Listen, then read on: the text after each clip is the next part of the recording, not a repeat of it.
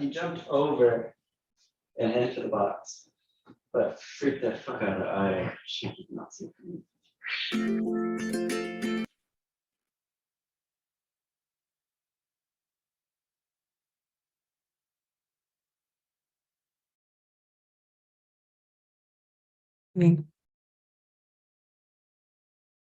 Okay.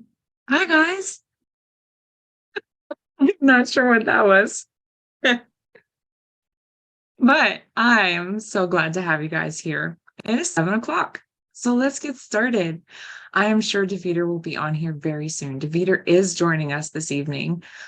But I am really delighted to kick the evening off with Kaleas. Kaleas is here from Luddite Yarns, and Kaleas,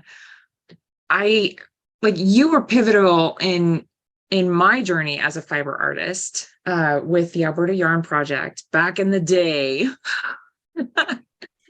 And so now I know you're doing the Luddite yarn, and you're still on the same trajectory that you were when you were doing the Alberta Yarn Project. I think just doing it with your own brand now.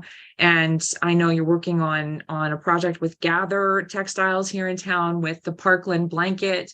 And you were just telling me the Parkland blanket project is pretty much sold out already, and you're working on the next edition of it that's going to be available in the spring. But you're here to talk about the Luddite yarn story and show us some of the beautiful things that you've created with, I believe, some natural dyes. I know you tell beautiful stories about the herbs that you forage right here in Black Mud Creek, right here in Edmonton, and then use them to dye wool that you get from sheep right here in Alberta. So I'm not going to take any more time. I'm going to hit record so that we have a recording of this, and I'm just going to let you take it away. Thank you so much for being here. Thank you. Oh, there we go. Thank you for such a nice little intro, Holly. Yeah, so as Holly mentioned, I started with the Alberta Yarn Project probably around 8 years ago. I was really involved in local food and going to farmers markets, and I had studied sustainable development at university and was starting to use all of those ethics and look at my crafting life and think, well, why am I not applying all of this to my knitting? We have sheep in Alberta. Surely there must be yarn from Alberta. And so with my two friends, Anna and Alliston, we embarked on the Alberta Yarn project and went out to find the yarn, and in a number of different spaces around the city and markets across the province, we tried the best we could to source yarn from local farmers and get it into the hands of local crafters. And the pandemic shifted things a bit for us. It made it difficult for the three of us to work as a team, being 3 different households running a home-based business. So we decided to split up. We shut our shop on White Ave, and I decided to launch my own brand and focus wholeheartedly on the local sheep and natural dyes. And just as an aside, Alliston is still doing her hand spun stuff and making really beautiful bats. She's also a vendor at the Fibre Frolic, so you can go and check her out as Nomad Fibre Works. And Anna is also still knitting and spinning up a storm and posts on Instagram. So you can follow her mending and spinning and knitting journey over there. But I'm here to talk about Luddite yarn. So a question that I get asked all the time at markets is, what is a Luddite, or what makes me a Luddite? And the short answer is that my mom used to call me a Luddite when I was a kid because I wanted to do everything the old-fashioned way. I wanted to bake everything from scratch. I didn't want to use the clothes dryer. I didn't want to use the electric mixer to make cookies. I wanted to do everything by hand. And so she jokingly called me a Luddite. But the long answer is that after I grew up, I discovered that the Luddites, this word Luddite, comes from a radical direct action group of workers in 1800s England who protested against the Industrial Revolution of the textile industry and the loss of their jobs and the loss of craftsmanship during that transition of handmade artisanal textiles to mechanization. And that is kind of very much at the heart of what I do. So that's why I chose this word Luddite and why I call myself Kaleas the Luddite. Because I'm looking at the way that our global capitalist industrial system has destroyed the wool market, and our clothing and fashion and textile industries across the world are so broken. And the way that we see that here in Alberta is that most of the wool that's grown in Alberta comes from sheep farms that are growing lamb for meat, and the wool is considered a byproduct of that industry, and it's considered agricultural waste because it isn't as fine as the merino that's grown in Australia. I don't think that that's a problem. I'll talk about that later. But it's not the like ubiquitous white, very soft, very fine merino rambouillet that is the king of the global textile industry. And so it's just considered garbage. And when I started going out looking for local yarns with the Alberta Yarn Project, we started hearing stories of farmers burning the wool in their field, or sending it to a landfill, or just like letting it rot, or insulating their barns with it because there was no market for it. And so I started finding these small family farms that had heritage breed sheep flocks with interesting wool that is beautiful quality and super useful, but just wasn't being picked up by the machine.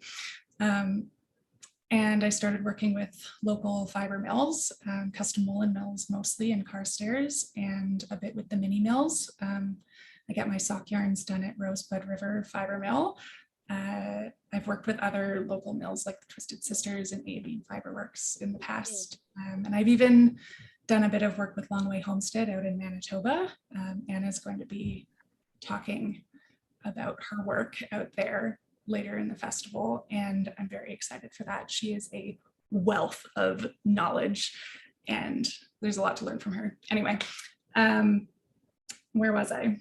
Yeah, so I started looking for these fleeces and working with the fiber mills, getting yarns made. And over these years, I've learned how to naturally dye with plants that I forage and grow at home, and kitchen scraps, and some imported dye materials for colors that are trickier to get with those foraged materials. So I'm going to talk about the yarns that I make and that I'm going to have for sale at the Frolic. One thing I should mention is that part of this system of buying local fleeces and getting them processed at small mills is that there isn't a consistent supply throughout the year. The sheep get shorn once a year in the spring. I go and buy the fleeces, take it to the mill. The mills are largely overworked and very behind in their processing because there just isn't enough, there aren't enough mills in North America, really. It's not an Alberta specific problem.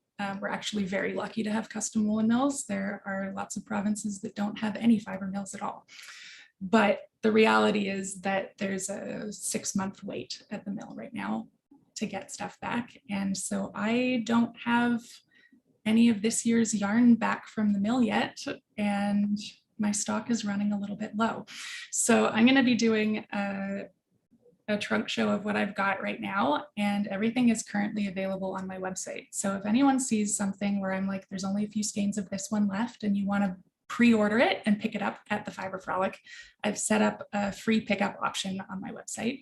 So all of this yarn is listed online at kaleastheluddite.ca. And when you place your order, you can click free pickup at the Fibre Frolic and I'll bring your order there for you to pick up. If you are stressed out about getting there early enough and getting to my booth before I run out of a specific color, that's an option that's available to you. So I'll start with Hill and Down Fingering, which is my fingering weight yarn, which is made from breeds of sheep that are originally from England and Scotland and Wales, the Dorset Downs and kind of hill breeds.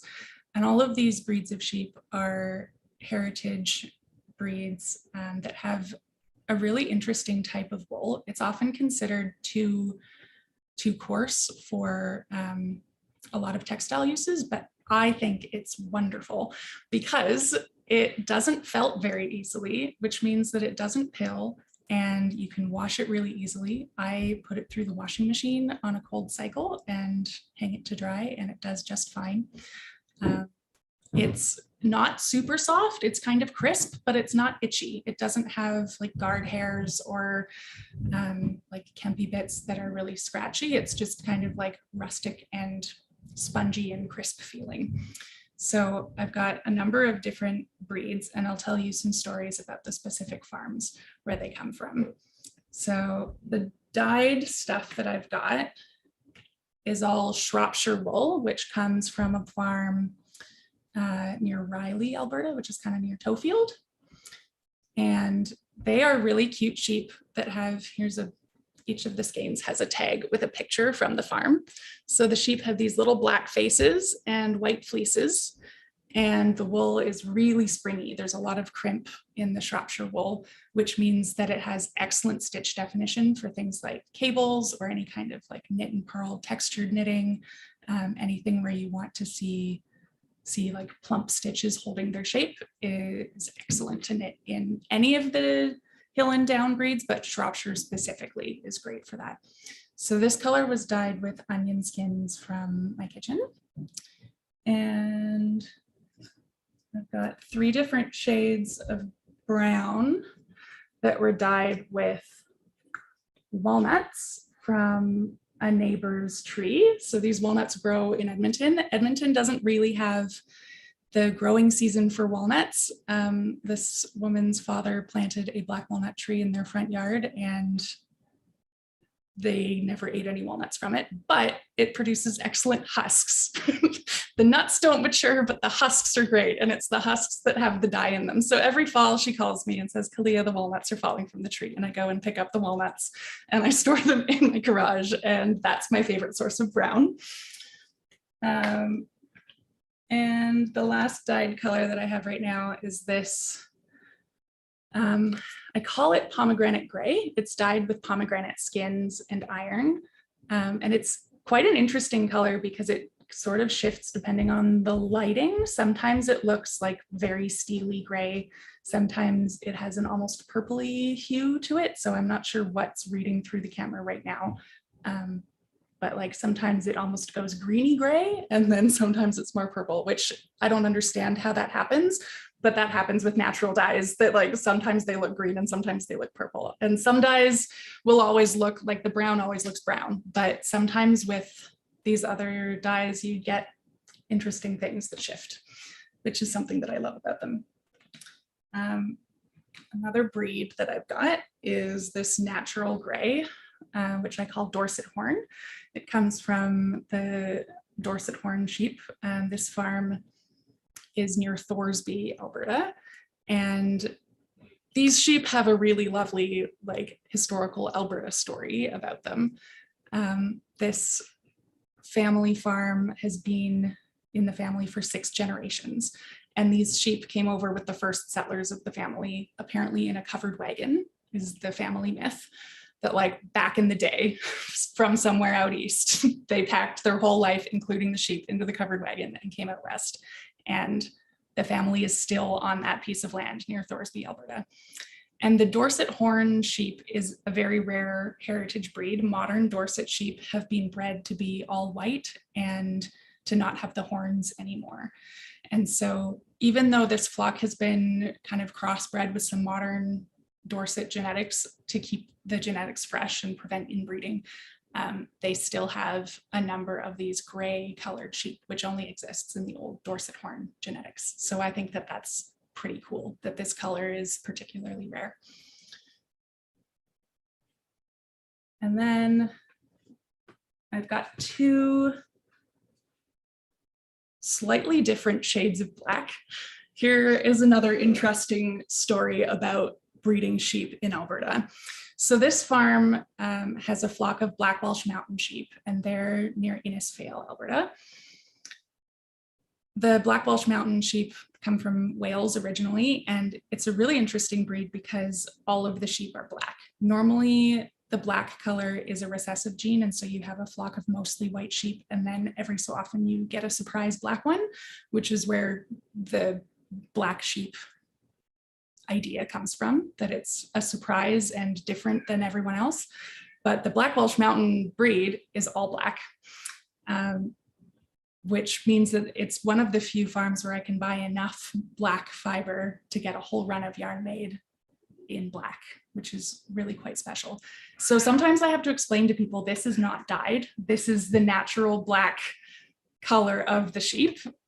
Most like black sheep yarn you'll see is just like a very dark gray or a very dark brown. And this very rare special breed is true jet black, which is really special.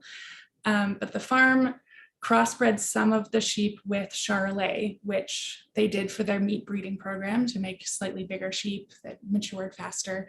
And it introduced just a little fleck of white fiber. So this yarn is from the like 50-50 crossed Black Welsh Mountain Charolais, and it's mostly Black Welsh Mountain-y, but just has a little bit of heathering. I don't know if that's going to read through the camera, but compare it to the Black Welsh Mountain. I don't know if you can see the difference. What I've been recommending to people is to use the black in color work, where you want a color to like pop right off of it and get that full contrast. But then use the heathered version if you're doing any kind of textured knitting, cables, ribbing, something where you don't want the pattern to just disappear into the black yarn. This crossbreeding thing is something that's very common in Alberta. It's a way that farmers deal with our really difficult winters. There's a phenomenon called crossbreed vigor, which is that when you have two different breeds of sheep together, you have this genetic diversity that means that you have a lot of resilience in the flock. And so it helps them have a number of different qualities in different sheep, and it helps them get through the cold winters and the droughts and the extreme weather that we have in Alberta. So crossbreeding is something that happens a lot here. I'm sure it happens anywhere that there are sheep, but it seems to be particularly popular in Alberta. Which means that even though I'm searching out rare breeds and I'm doing breed specific stuff, it's not always just one breed. I'll always list what the crossbreed is. It's usually just two breeds that have been bred together, maybe three. And it's interesting to see how the characteristics of each breed show up in the yarn. That like in this, the Black Welsh Mountain genes really predominate. Like the Charolais fleece is a very short staple length. It's all white. It's very fine and very soft. It's not often used in knitting yarns because when I say staple length, that's the length of the fiber. Like each wool strand that length is called the staple length. And so really short staple lengths don't make very strong yarns because there isn't really enough length in the fiber to twist around each other. But it's interesting that these fleeces came out like 95% Black Welsh Mountain, but just with a little hint of white fiber. It's always interesting when a farmer says that they're going to start crossbreeding with something, and I go, I wonder what the fleeces will be like next year.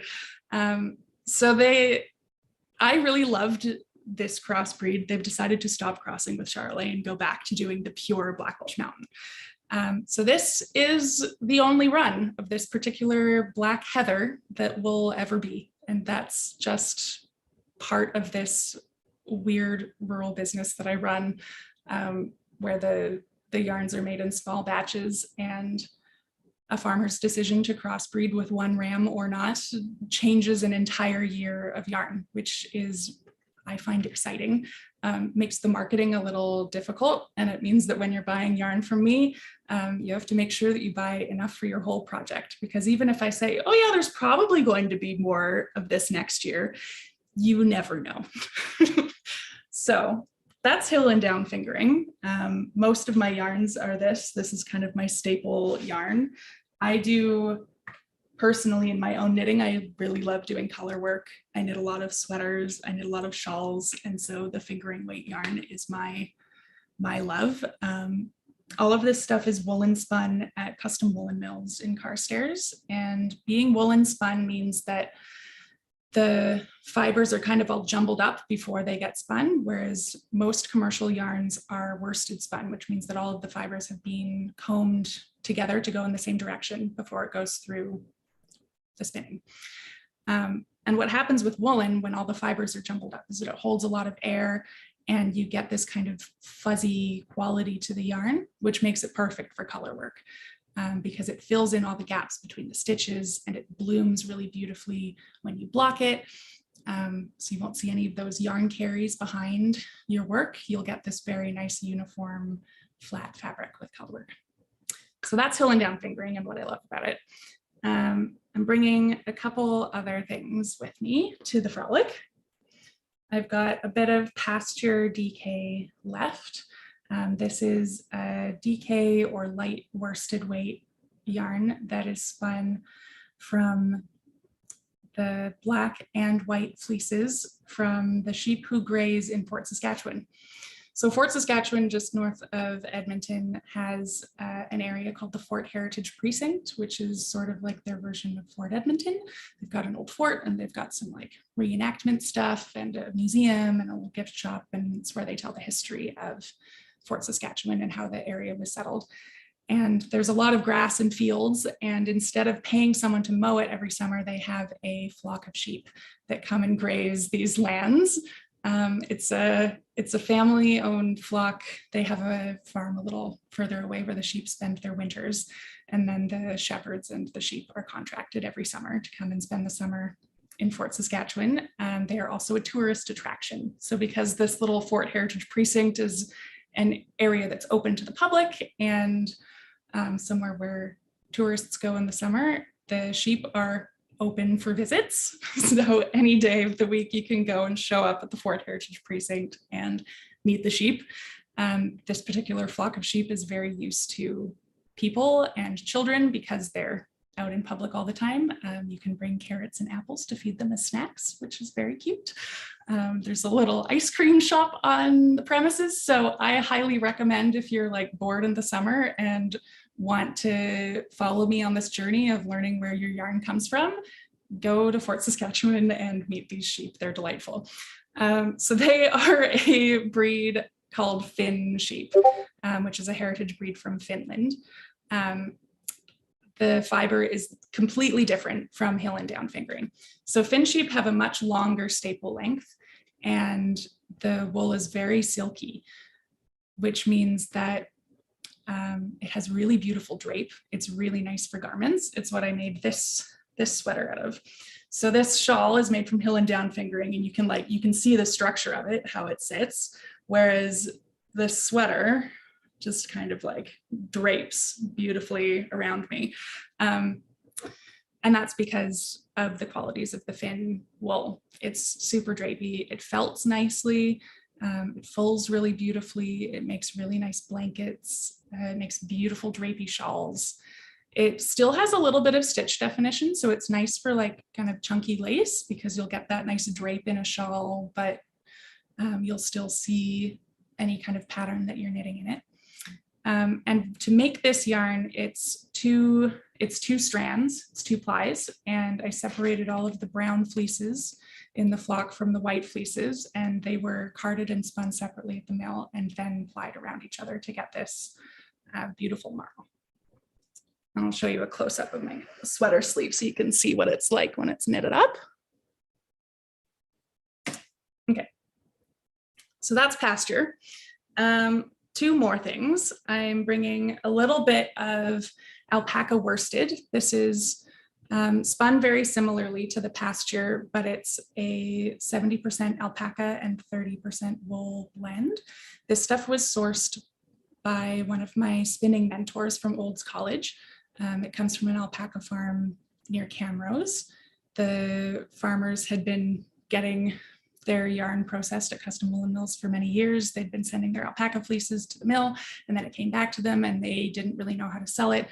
And then they eventually got rid of the alpacas and they had all of this yarn. And my spinning teacher, Maria, discovered this farm with a barn full of yarn. And she said, we need to we need to get this to people because it's beautiful. So she bought a whole bunch of it. She's got boxes of it in her garage and cameras. And every so often I bring a bit of it in and bring it along with me to markets. I don't have the full information about like the breed of wool or, you know, exactly, like I don't have pictures of the alpacas because the farm had sold the alpacas before we came across the yarn, but that's something that I bring along. And finally, I have an exciting thing to share. This is a brand new yarn that I will be launching at the Fibre Frolic. This is the only new thing that I have, but I am very proud of this and very happy that it's finally ready for sale. This I'm calling Burn Pile. And it's the yarn that I'm using to tell the story about all of this wool that goes to waste in Alberta. So when I go out to these farms like the Black Welsh Mountain and the Dorset and the Shropshire, whenever I go to find these heritage breeds, everyone always has some random Suffolk or Canadian Arcot sheep. And the Suffolk and the Arcot sheep are like the ubiquitous meat sheep in Alberta. They produce like quite a range of wool because they have been bred for meat and not for wool.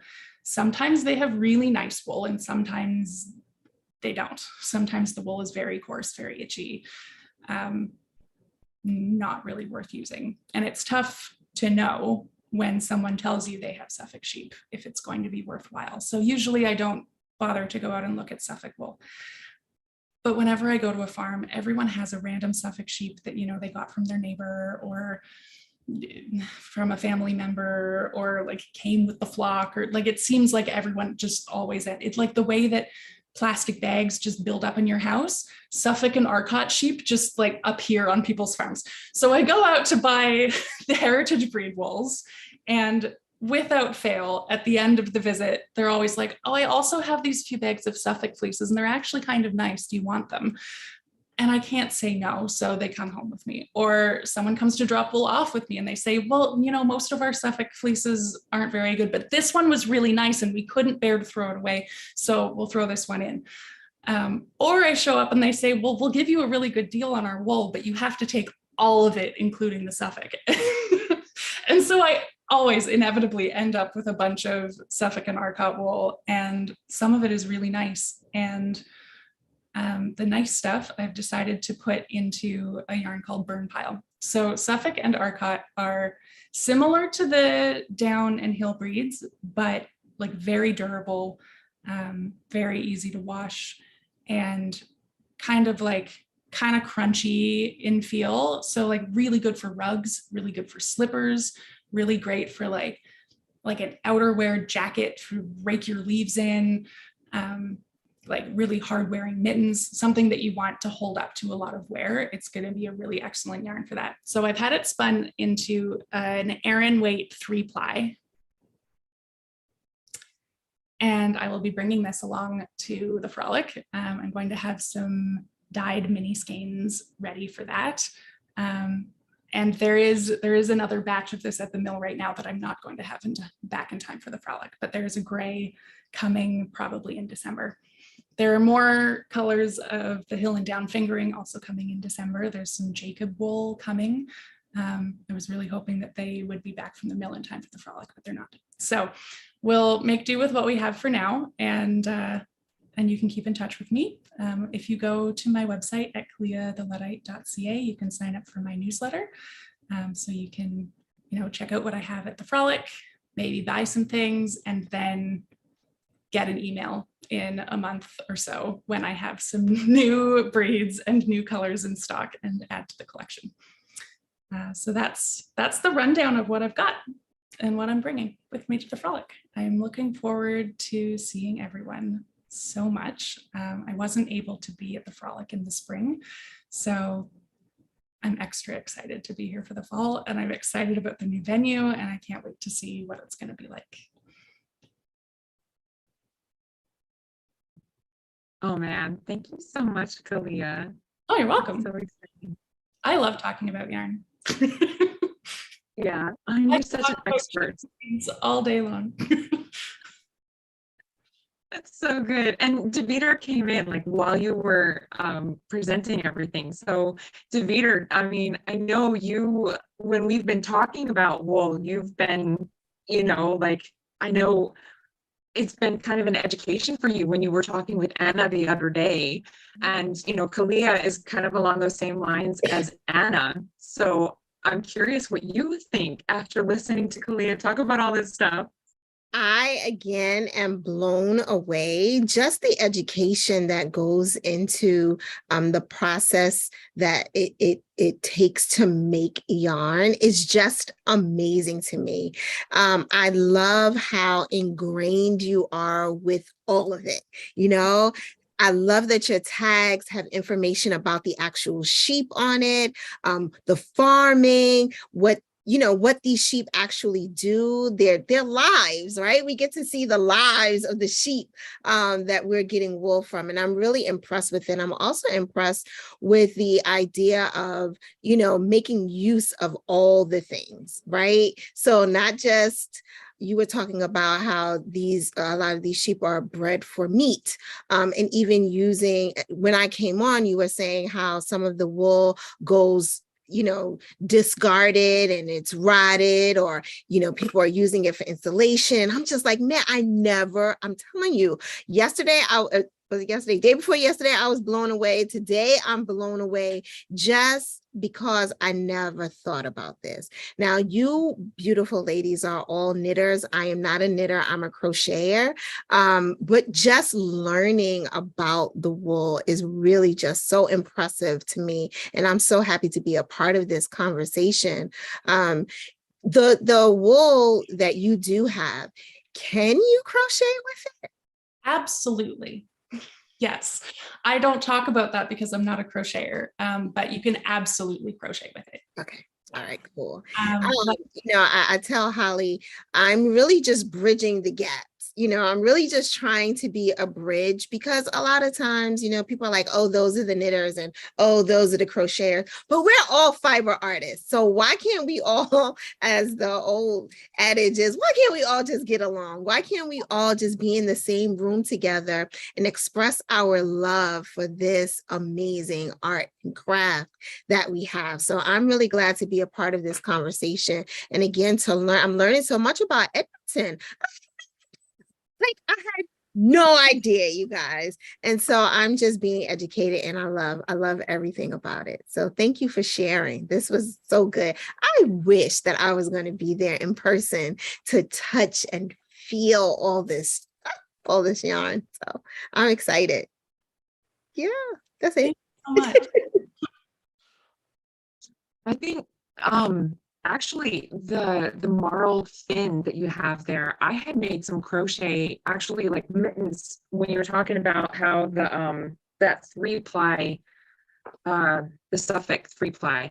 I had made some, it looked more like the marl fin, but I had made some crochet mittens actually from my father-in-law to wear, because he was like, he couldn't get anything that would keep his hands warm when he was shoveling. Mm-hmm. And so I was like, well, I'm gonna make you some crochet, because if I single crochet like really tight with a good 3-ply yarn, that'll keep your hands warm. It'll hold in all the heat. Yeah, that's good stuff, man. So cool. Yeah, so I totally, yeah. And like crochet slippers with good quality, like which one of your yarns, Kalia? One of them, like the DK weight one, the DK Pasture. The DK Pasture would make really nice slippers. The difference between the Pasture and burn pile is that the Pasture will felt a little bit with use, which is sometimes what you want with slippers. Like sometimes you want to wear them and let the bottoms get a little bit felted, and then that will just add to the durability of it. Whereas burn pile won't felt. It is super strong. It would probably last a bit longer than the fin unfelted, but I don't know. It's kind of like more what do you prefer in a slipper? You want like softer next to skin qualities, because if you want to wear your slippers without any socks in them, the fin will feel nicer on your feet and you'll get that like cushy, felty stuff going on underneath. Whereas with the burn pile, you might want to wear some softer socks and not put it straight on your skin. But it'll hold up for years, I'm guessing, of walking around on it. That's so cool. Yeah. So cool. Yeah, I'm one of those that was for me, that was like one of the first things that I started with amigurumi and baby blankets, and then was like straight to crochet slippers. So that's I have yet to make a pair of slippers, so I definitely got to get up on my game and get to making some slippers. This is cool. Here's your inspiration. Yeah, man. Seriously. Good stuff. yeah. So, okay, so Kalia, I just want to ask you too, before we let you go, because you have patterns that do. like recommend your yarns as well. So if someone, and I know they're knit patterns, we've been talking about crochet ideas for using your yarns, but you have like knitting patterns that recommend your yarns if people need ideas, right? Yeah, I do. Yeah, And are they? you can see them on my website. You can download them as PDFs either from my website or on Ravelry. And I'll have printed copies in person at the Frolic if you prefer to have a real tactile version, or if you aren't into the Ravelry, I bring printed paper copies with me to in-person markets. Okay. Awesome. Okay. Now I have a curiosity question. Sorry. Oh, sorry, you're in the middle of talking. I'm interrupting you. There's mittens, there's socks, there's hats. I don't have any sweater, like I don't have any garment patterns yet. They're all small accessories, but. No slippers? Okay. Yes, there's a slipper pattern. See there? I knew it. The Nomad slippers are my all-time best-selling pattern. I love it.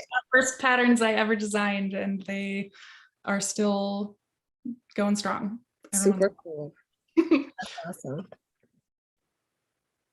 Okay, now I have a curiosity question, and I think because of your work on the Parkland blanket project, you probably are qualified to answer this, but if I'm totally putting you on the spot, that's okay.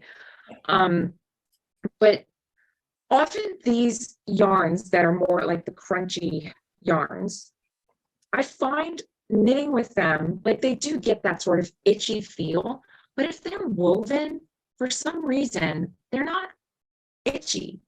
Why? Ooh, that's a, do I know why? I can kind of speak to it. Sure, you probably maybe know an answer that I don't. Well, the thing that's coming to mind for me is because we developed Parkland blanket wool so that it would full, but not felt. And so this fulling is a word that I have learned from the weavers in the last year or so. In the knitting world, we talk about blocking and blooming, that once with crochet too. When you knit or crochet something, you give it a bath in water, you let the warm water open up the fibers, and the fibers bloom into their kind of best selves, fill in all of the holes around the stitches and even out the tension. And so blocking is really important in knitting and crocheting.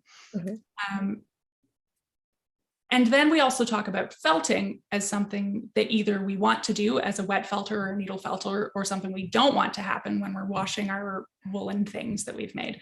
But weavers talk about fulling, which is like halfway in between blooming and felting, where it's like extra blooming. So when you weave, you leave, well, it depends on what you're weaving. If you're weaving a rug, you pack it all in very close. But when you're weaving something like a blanket, you leave quite a bit of space between the warp and the weft, and between each of those strands, so that there is a lot of space for the wool to bloom and full into that space. And more than just blooming, you get it so that it like starts to felt and the fibers start to catch each other.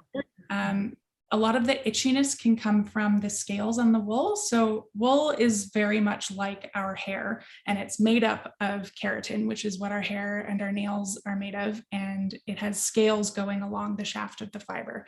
And when those scales like come away from the shaft of the fiber, that can cause itchiness. Whereas when you're fulling, those scales start to attach to each other and attach to the fibers around them, creating a more consistent fabric. So that could be part of it. Sydney, you're nodding like maybe I've guessed the right answer. Is that the answer that you were going to give? Yeah, you like, unlike blocking where you're like doing everything very delicate and shaping things and not touching it, wet, or like when you, what's your term for it? When you're like doing your final wash of your weaving project, you want to be super aggressive. So people will like put it in their tub and walk up and down the piece of weaving. You want it to felt, because it helps break down those like protein structures. Like I put my most recent one, it was a custom woolen mills like weave. That's the yarn I use. And I put it in the wash and it was very scary, but it came out really soft, really supple. All the yarn like felted together. So it was just better. So it's like a very different process. You don't want to be nice to it. You want your weave projects to like be able to take it. Yeah. When I was designing Parkland blanket wool, Gather teamed me up with their shop manager, Shannon. Shannon completed her master weaver program at Olds College this past year. And I'm like in the process of level 2 of the master spinner, but level 1, which I've completed, is all about sheep breeds. And so we put our heads together, Shannon with her immense knowledge about what makes a perfect blanket weaving yarn, and my knowledge of all of the sheep breeds and all of the different qualities that you can get from the different breeds of wool. And our goal was to develop like the best ever blanket weaving yarn the world had ever seen. And the magic of it, I think, is that it's this blend of down tight breeds that resist felting, and then thin and long wool breeds like BFL that do like to felt. And so you get this like perfect blend of like holding the squishy like suppleness, and then also fulling just as much as you want it to without it becoming like a stiff felted block. Right. Yeah. Okay. Wow. That is, yeah. That's really I mean, I really wondered about that, because, you know, you take these, and I thought maybe it was just because of like the extreme up and downs of the stitches with knitting, you know, the loops created versus just the gentle up and down of the weaving. But clearly it's a lot more than that. So yeah, I don't know. Thank you so much for being willing to be put on the spot there. Oh, no problem. I love answering questions about wool. Sometimes I know things about wool that I don't even realize that I know. A lot of the knowledge comes from hand spinning. When I was doing the level 1 of the master spinner, you do a breed study where you work with 10 different breeds of sheep that are a range of like all of the different types of wool that exist. And you process them from raw fleece by hand. You get the raw fleece from the sheep, you do the skirting, you do the washing, you do the hand carding with hand carders, and you spin each breed woolen and worsted style. And so my hands have gotten to know all of this wool, and through running my business and choosing all of these fleeces, my hands get in the raw fleeces from the sheep. And so a lot of times I'll know if a wool will felt easily, not because I've tried to felt it, but because I can see whether it was felted on the sheep on shearing day. Like, did the fleece have like a felted bit around the neck where the sheep are like eating and getting all their food in their fleece and like moving their heads around and scratching on the trees? Like, does that get felted over the year that the fleece is on the sheep? And if it hasn't felted at all around the neck after that, it's probably not going to felt very easily once you've woven it into a blanket. Yeah, makes sense. Yeah. Yeah. Okay, well, our next guest is here. Yeah, we've gone over time, so I will give away my time to move on and someone else.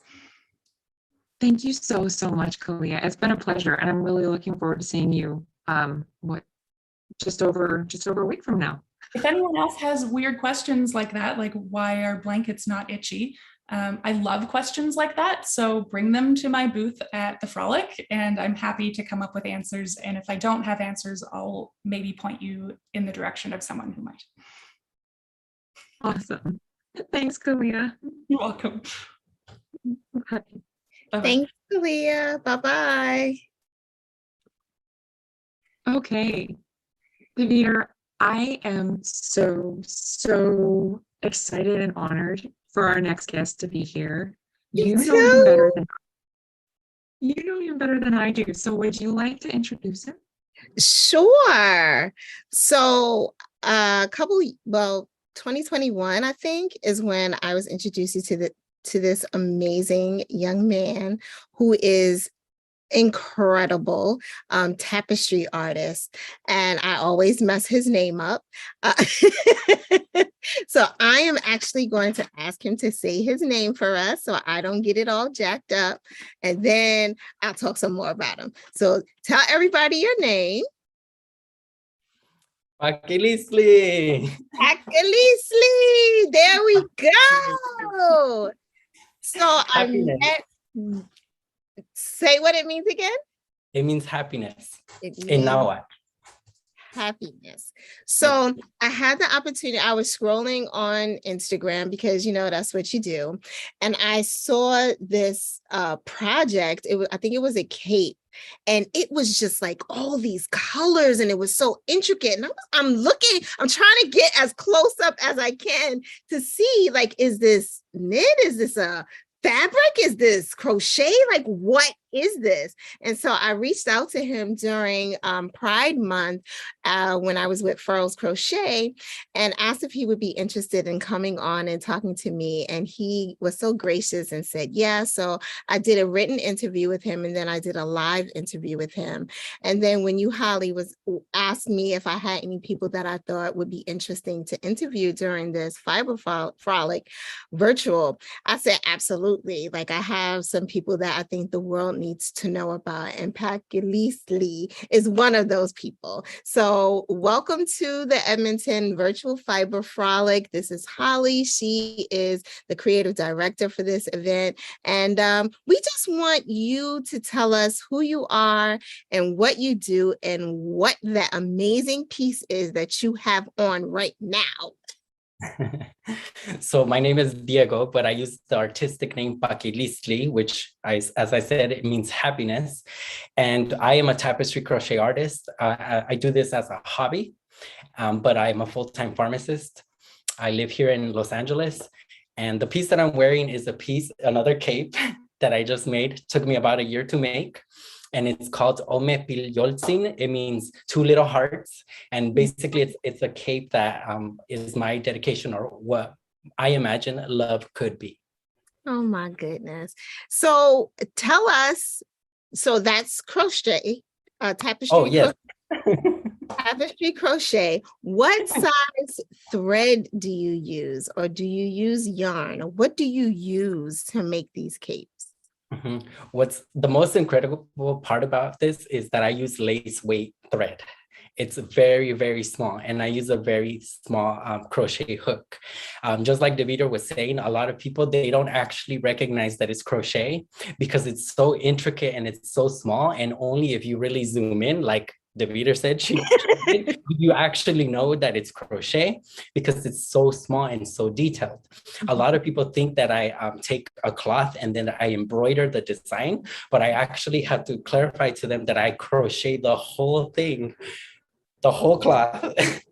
Basically, it's a garment, but it's so small that it's hard for people to notice that's actually crochet.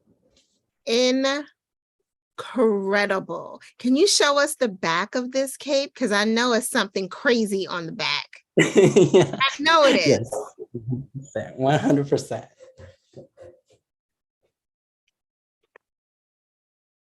People, do you all see this? Like, these are 2 beings, and you have feathers, and you have all this intertwining going on, and then you have all these beautiful colors. how in the world did you even get this started? Like, I just need to know, how did you get started with this particular piece?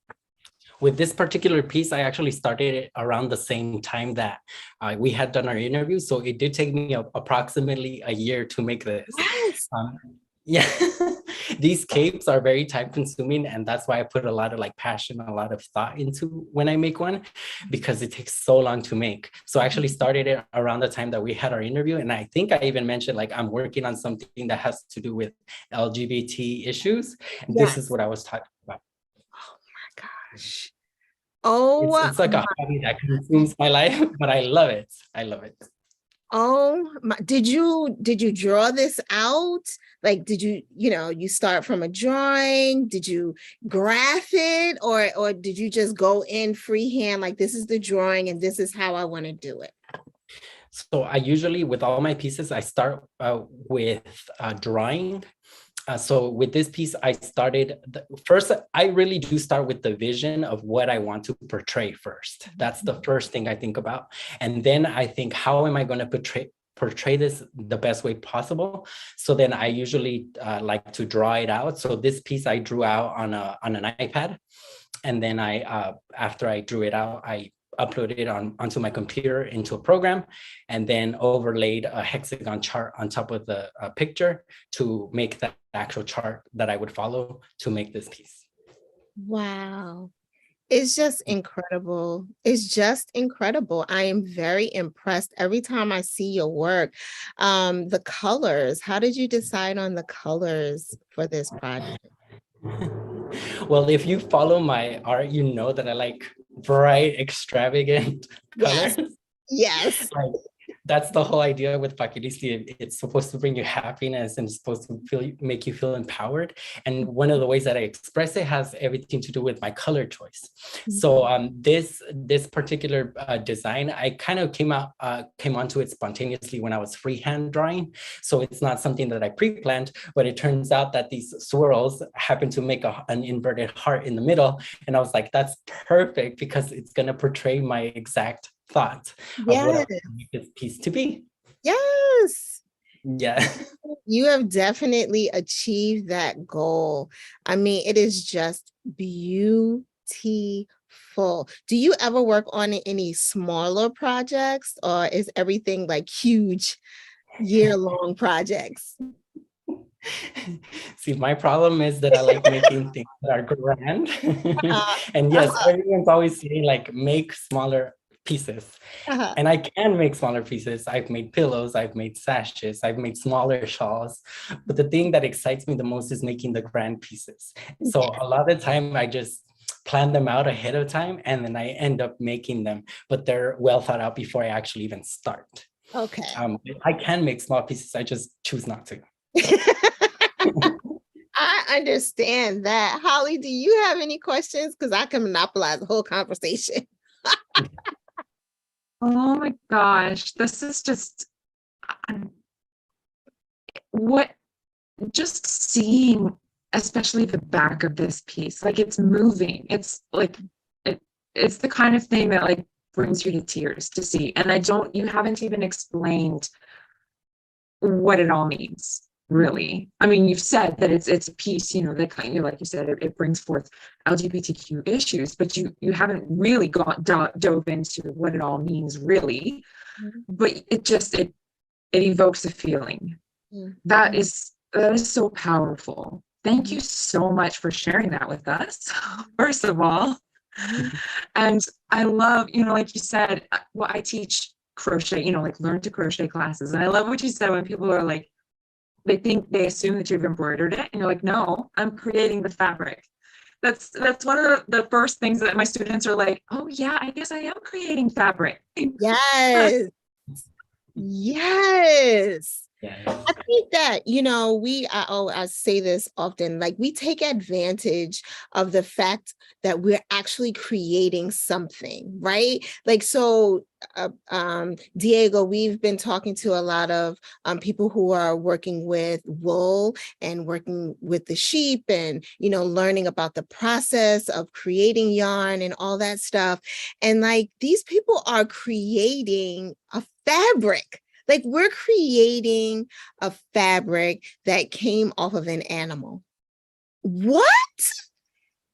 We are magicians. Just, I mean, there is magic in your fingers, Diego. Just, coming up with the idea and, putting it out onto your iPad and then doing the colors and, stepping back and seeing it and seeing the inverted heart. And I'm just like, I know I did this the last time we had an interview and I was just like gushing, but I'm just always so impressed by the minds of designers and the minds of the creative people who are putting these things together. You are absolutely incredible. And like Holly said, can you explain a little bit more about the story of the picture in the back? Yes, I've never explained it because I've never had to explain it. But for me, I've grown up as an LGBT individual, and a lot of my life I've had to hide the person that I am. And because I've had to hide the person that I am, I haven't been able to like express love or fall in love with somebody. And the picture in the back is what I imagine that love could be in my life. I'm not fortunate enough yet to have that in my life, but it's something that I could imagine that it could be. So that's really what the piece, basically it's showing like you can be helping each other and kind of like fly together. That's really the idea. I love that.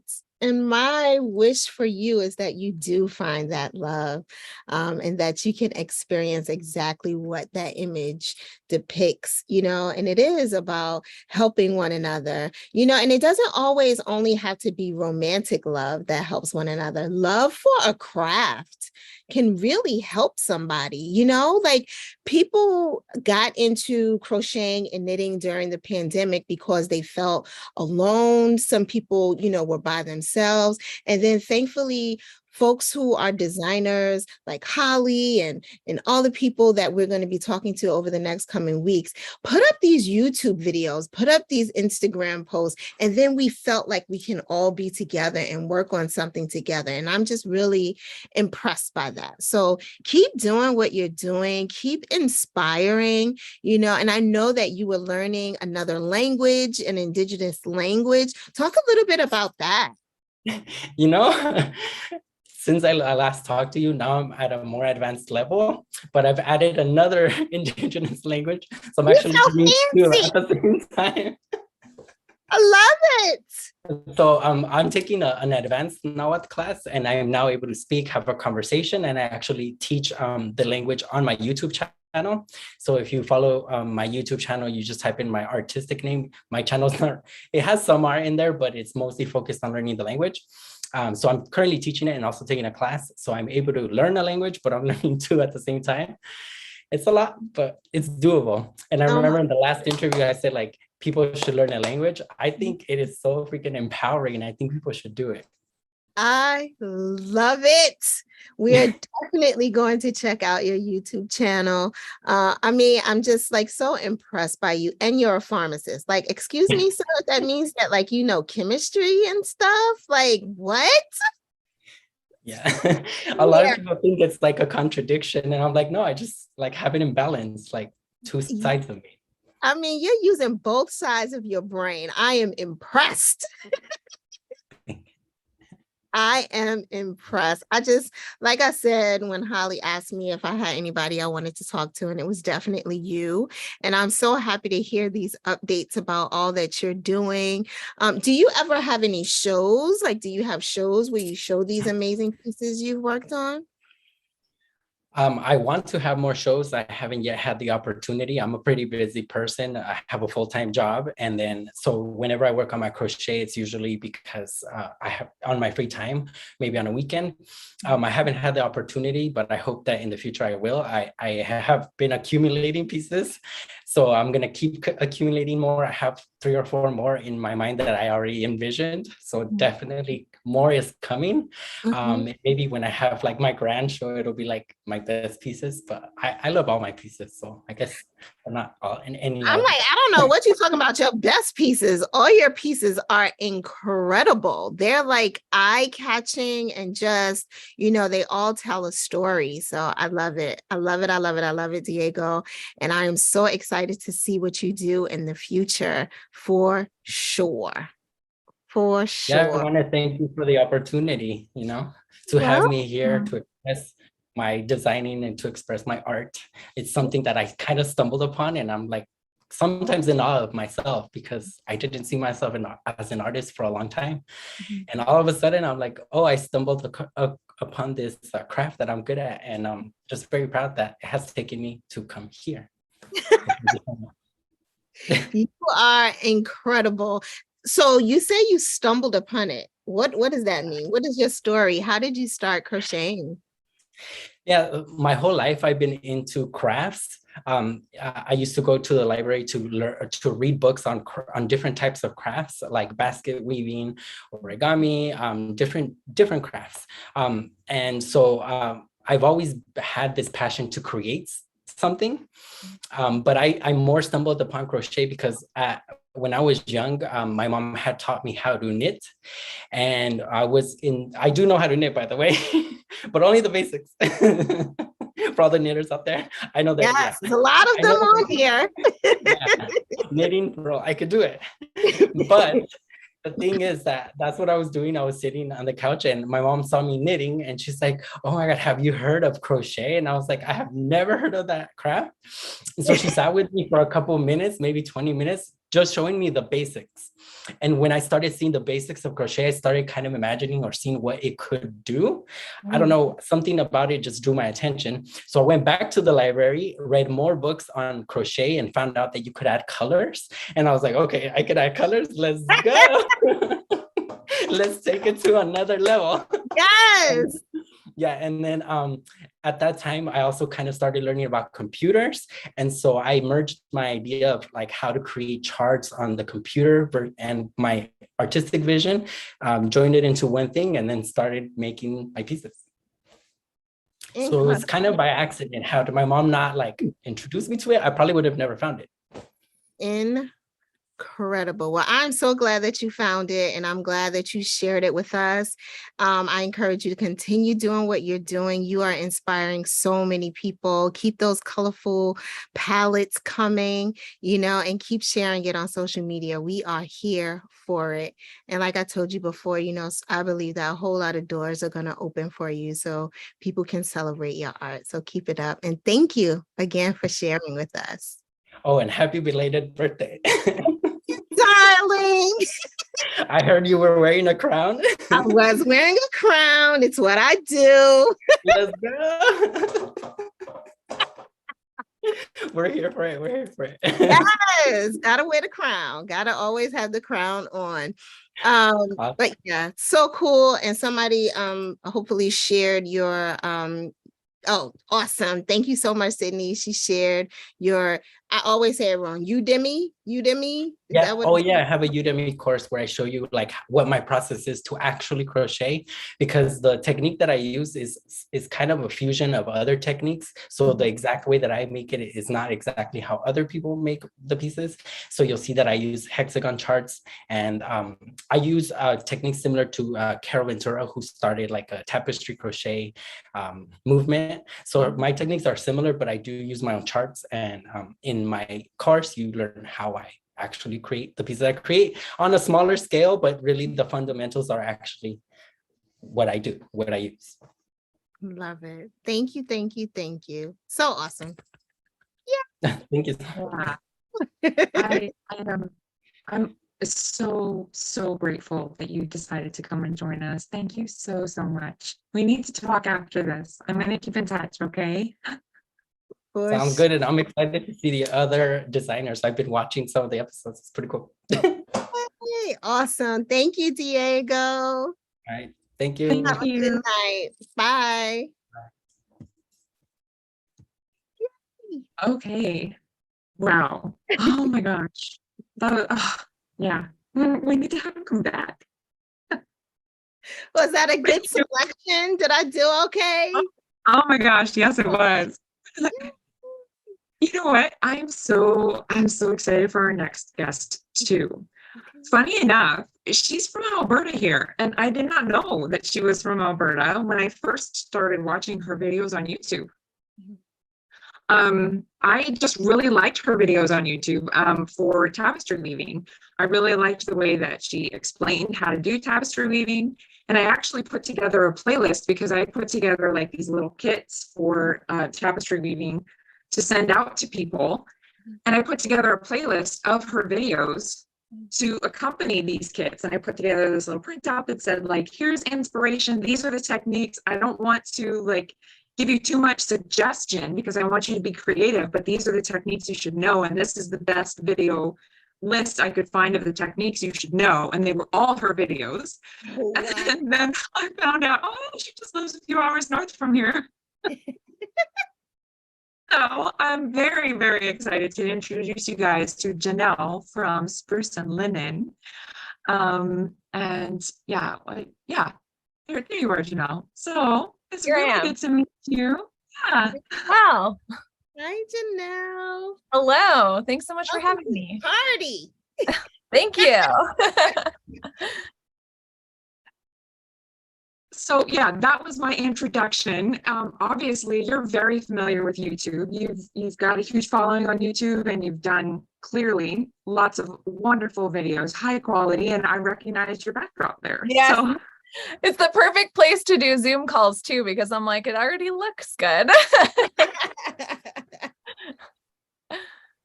so I'm sure you've seen Davida if you tuned into the last, 2 nights. So yeah, Davida is a crochet artist from New York, and Janelle is a tapestry weaver.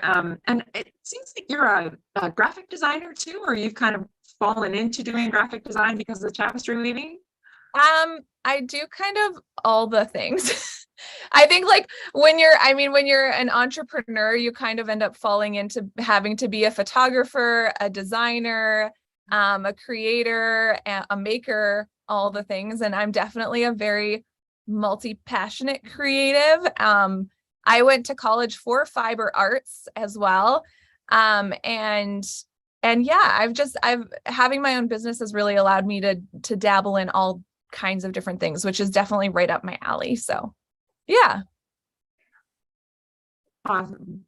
That's awesome. Now you have to go back to that going to college for fiber arts. Do tell. What? So back in 2013, I graduated from the New Brunswick College of Craft and Design with a diploma in fiber arts. I was there for 3 years total. It was in Fredericton, New Brunswick. Mm-hmm. I'm from here. I'm from Alberta, born and raised in the area I still live in. But literally my mom got onto Google one day because I was like, I don't know what I'm doing with my life. And I knew that I had this interest in fiber arts because my sister-in-law's mom is actually a weaver, and I had seen her home studio, and I was just like, I want to do this. This is incredible.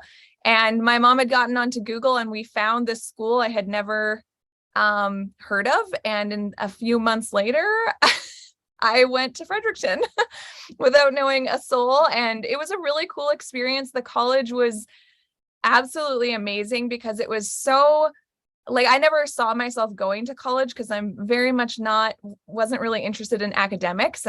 But this college is all project based. Like all our assignments were projects. And I was like, this I can do, because it was just so hands-on. And I had a prerequisite year that was like a foundation visual arts program. And then I did 2 years of fiber arts. So I actually didn't do frame loom weaving in college, but we did floor loom weaving, spinning, dyeing, felting, sewing, stitching, screen printing, like all kinds of different things. It was such a cool experience, and just like, very much had me obsessed with fiber arts all around. And so then like a few years later, of course, I came home and had to pay off student debt. And so I actually became an upholsterer, and I had a few different jobs before I started this business. But Floor loom weaving kind of went to the wayside because it's so time consuming. And as much as I loved it, it was just so hard to find time for it. So when I found frame loom weaving, I was like, oh my gosh, I can actually, this is something I can fit in. It's more portable. And it just felt more creative too, because it's kind of like painting on a canvas. That's how I feel about it, is that you put on a warp and then you just do whatever you want, and you can undo stuff, which is like a huge appeal to me over something like painting. Like, it's so easy to try something and then take it out and try again. And yeah. That's awesome. I had no idea that there was such a college, and I wish that would have known that in my life. Yeah, it was such a unique experience, and I had no idea it existed either. It was the only one like it in Canada, and I think like their program was quite like that. I think their programs have changed a bit. It's like more of a general textile program now, but when I was there, I actually got to major in fiber arts, which was like such a unique opportunity, and it was such small classes too. There was only 6 of us in my class. And Wow. so, yeah, so you really got a lot of like one-on-one instruction, which is obviously like in that kind of environment so important because it's all so hands-on. So yeah, it was a very, very cool experience. Yeah, that's awesome. That's awesome. Good for you. Thank you. Yeah, I'm just, Holly is laughing at me because I'm just like, oh, that's awesome. That's so cool, because I'm learning so much this week and I'm just loving it. I'm loving all of it. So what are you doing now? You have a huge YouTube channel. What's like your projects now? Like, what are the things that you're working on? I do a lot of things. My husband is actually the one that edits all our videos. Like, I definitely would not have a YouTube channel without him. He was actually the one that wanted to start a YouTube channel, but he's like, I don't want to be on camera. He's like, maybe you could start a YouTube channel and I could just work on it. And I was like, deal, because at that time I was like just starting to do frame loom weaving and starting to share it on Instagram. And I started getting a lot of questions on like, how do you do this? And how do you do that? And I was like, videos would be, an ideal way of sharing that. And then it's kind of, it's there, like anyone can access it. And this business has really evolved, because when I first started it too, I was really keen on being like the artist, and I really wanted to like make art and sell art and have that be the thing. But I quickly came to the conclusion that like, one, I don't really like production work when it comes to weaving. Like, I didn't want to make a lot of the same things over and over again. And I also wasn't huge on doing custom work because it just felt like it put the creativity in somebody else's hands. And I was like, I want to make what I want to make. And so that's where YouTube kind of came into play, where I was like, man, if I just want to make tutorials, that means every week I can make something different and not ever have to make it again if I don't want to. It's like the whole job is coming up with new ideas. And that's something that I was really excited about. And then I also actually make the weaving tools that I use mainly on our channel.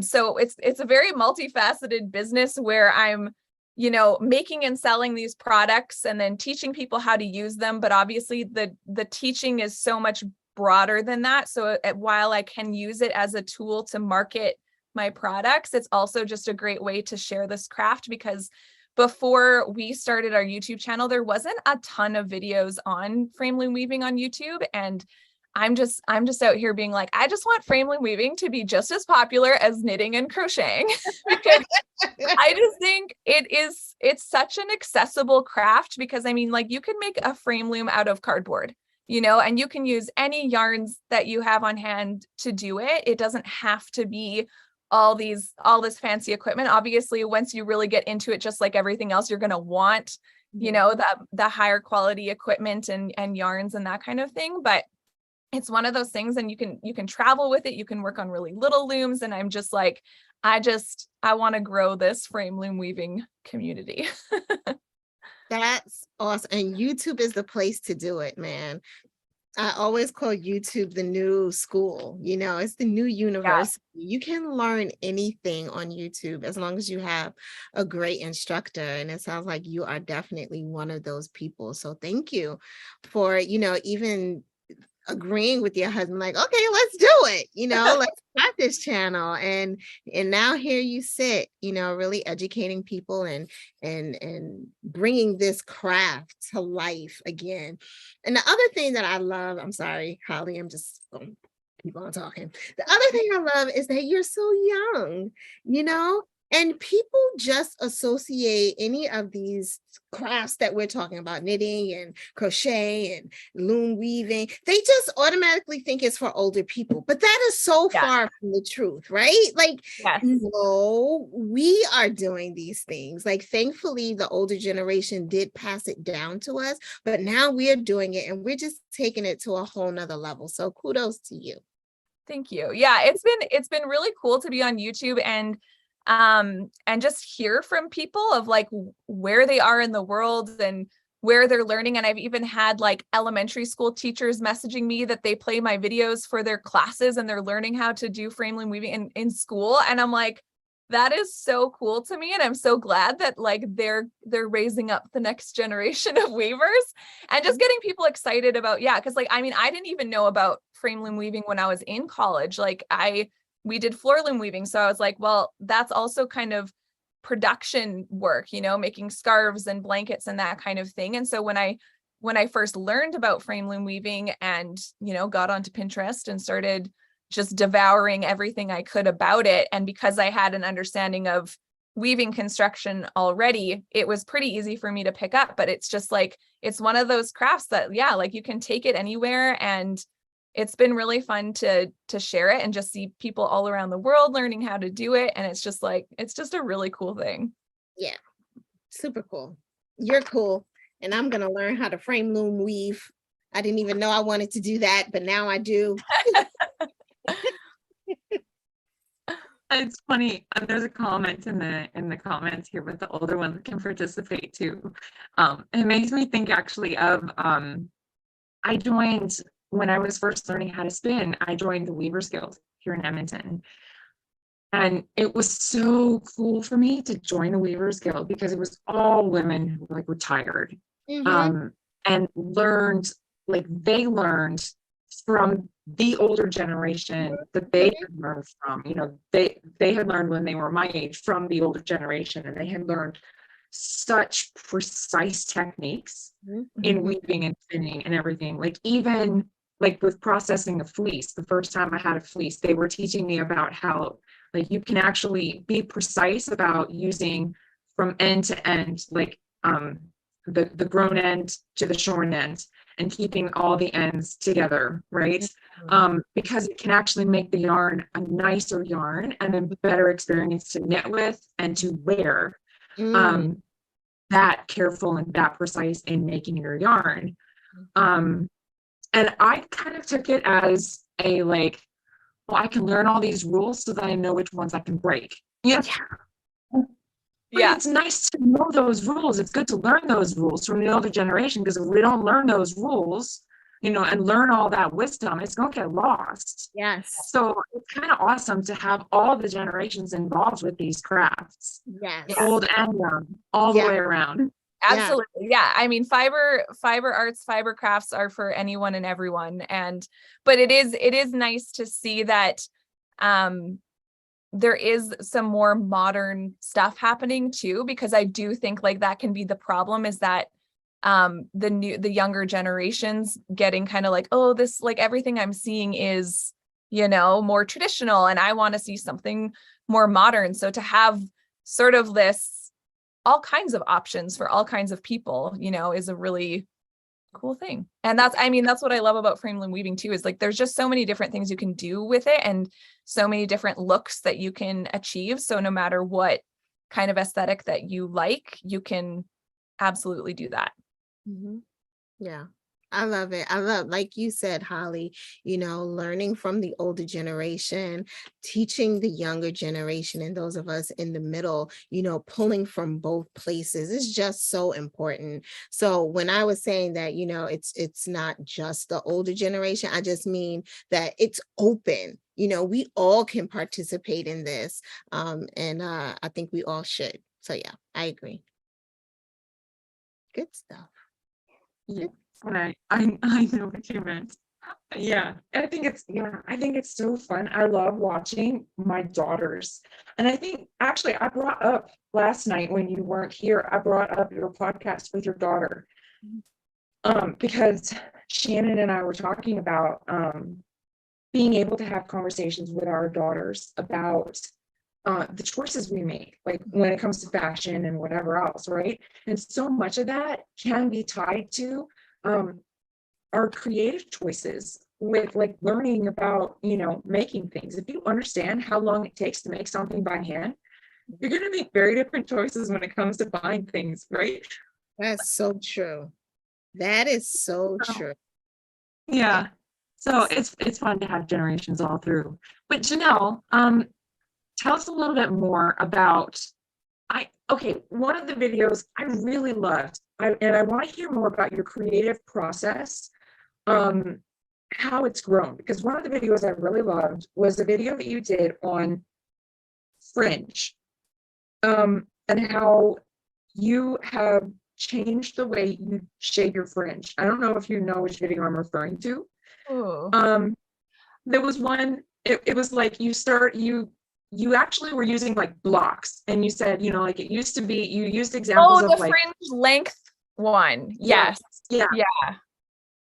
So Yeah. tell us a little about how like you've grown as an artist over the time that you've had your YouTube channel, or over the time that you've been doing the frame weaving, and like ways that you're like, necessarily that you look back and you're like, oh, I wish I did that different, but how you've like grown as an artist. Just, I don't know, examples.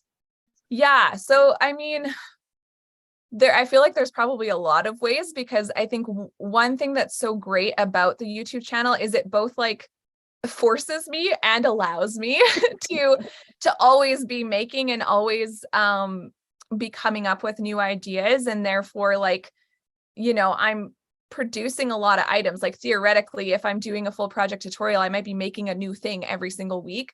And that's part of why I love the YouTube channel, because I didn't want to lose my making time. So to have that as part of my job was like really great. Yeah, I do remember the video you're talking about with the fringe length. I think, I don't know if there's like specific ways that it has evolved. I know that, like, for instance, I like to use what would normally be used for macrame string. I love to use that for fringe now over the yarns that I used to use, because I was like, I don't have to steam this out. It's a lot easier to cut it, and therefore more enjoyable, because for me, a lot of the time I'm like, I would rather spend more time on the actual weaving than on like making the fringe perfect or whatever that looks like.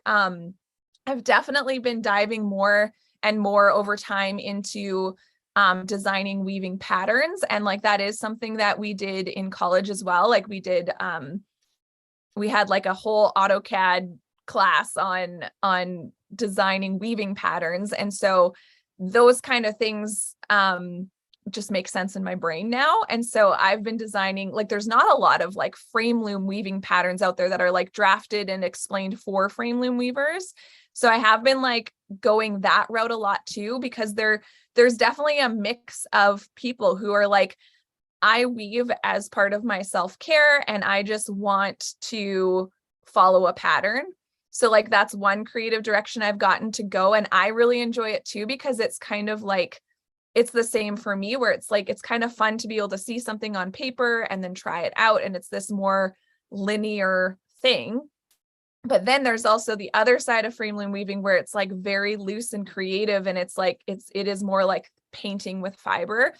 And I mean, I think in just all around in my creative process, I've grown, because even just being able to verbalize what I'm doing to other people has helped me grow, because it's suddenly like, it solidifies a lot of things when you're able to like explain it out loud. And then I've been diving into some more weave with me style videos, as I like to call them, where I'm more candidly creating and I don't have something planned out. I just sit down and create. I did one recently, and I think it's an opportunity to be vulnerable too, because the one thing that I have learned and like really want to communicate to people is that like there's all the feels when you're creating, and it's totally okay. And I just find that a lot of people are afraid to even start because they feel like if they're not good at it right away, they get really discouraged, or if it's just not working out, they just kind of want to be like, I just can't do this. And so I really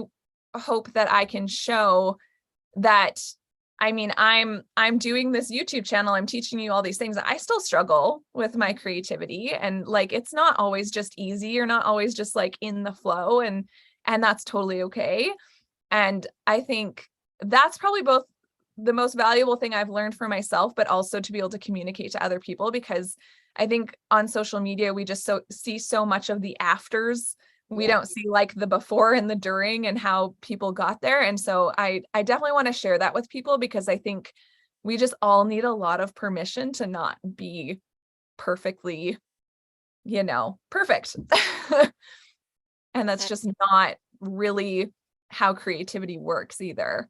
It can be, it can be frustrating. It can be, even make you sad. Like I did one piece where I wove half a piece and I was like, I hate this. And I had to undo it and start over. And I showed that because I was just like, this is so real. And I know this happens to so many people, and I don't want to cut that, because I think people need to see more of that. I agree. 100%. Like it's so liberating, when you get to that point, you're like, I really just don't even like this project anymore. I'm just going to rip the whole thing out, and to let people know it's okay. It's okay to not like something and start over, but it's the starting over that matters, right? You didn't quit. You didn't give up. You were just like, yeah, this is not working out, so let me start over. And that's all right. Yes, absolutely. Give ourselves permission.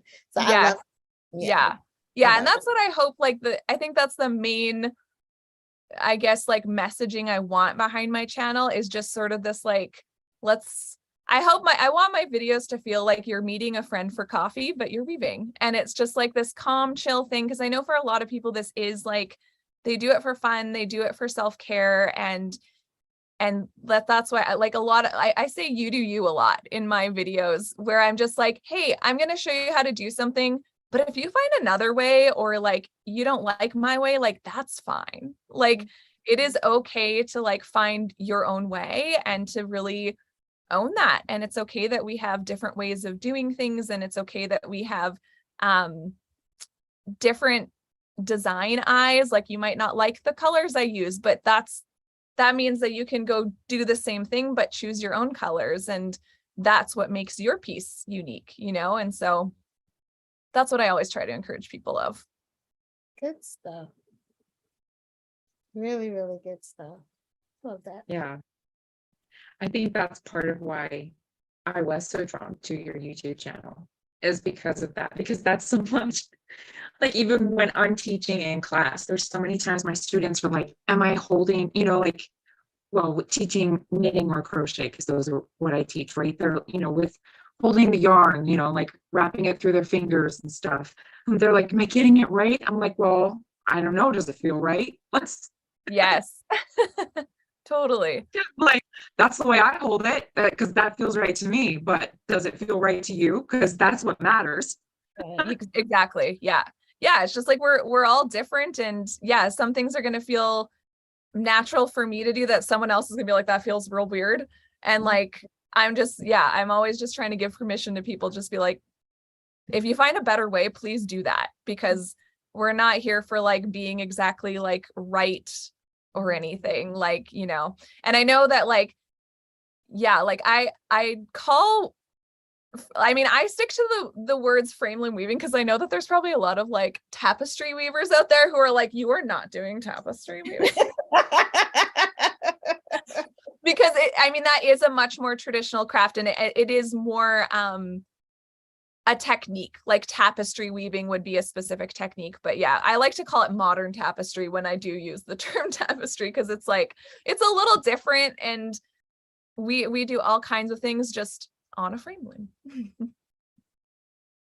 Yeah, I guess that's true. Actually, one of our dyers just came back from a trip to the Mediterranean, and she showed me a video that she had taken from a tour of a Turkish like silk tapestry factory, where it was like an actual tapestry weaver, where it takes them like 18 months to make this tapestry. Yes. And like they start when they're 18 and they are retire when they're 40. And yeah, I'm sure those women would probably be like, what you're doing is not tapestry. Yeah, Don't say that. that's kind of why I stick to frame loom weaving or modern tapestry. But yeah. I've seen some of that weaving done as well. When I was in I think after my first year of college, my mom and I actually went on a fiber arts tour through Scotland for 2 weeks, which was insanely cool. Like, it was incredible just to see all these different weavers, and we went to all sorts of museums and met all kinds of artists, and it was so inspiring. And yeah, there was some like legit tapestry happening there too, and I was like, I don't think that I have that patience. Don't think I can handle that. That's funny.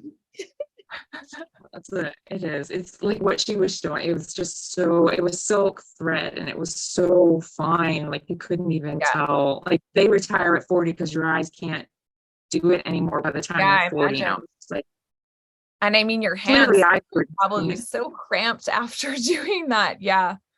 It's a very impressive and very detailed art form for sure. Wow. Yeah. I mean, amazing though. I mean, that's one of the things, like when you look at like the history, I mean, did you study a lot of the history of, tapestry weaving and stuff like that when you were in Fibre at school? It was like almost 10 years ago. So I'm like, I mean, we had we definitely would have learned some. We didn't really do tapestry weaving at all.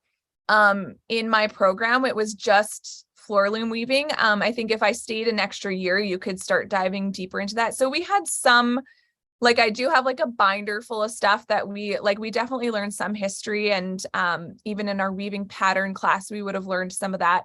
There's just a lot of knowledge I did not retain from that. But yeah, we more so had like general art history in my first year, and then just like bits of history mixed in, but it was a lot because it was more hands-on. It was more about like learning to actually do the craft. So yeah, I know we did learn stuff, but I'm not good at remembering all the history things. Yeah, no, that totally makes sense. I just sometimes I go down these rabbit holes reading things online or whatever. It's just kind of fascinating to me to think about, all the stuff and like France and stuff, like the lace weavers and the tapestry and all of that. But just, like clearly we don't really do that as much anymore. And like some of the stuff that's just, I don't know. It's fascinating to me, the stuff that people did back in like the 1700s with tapestry and lace, and it's amazing.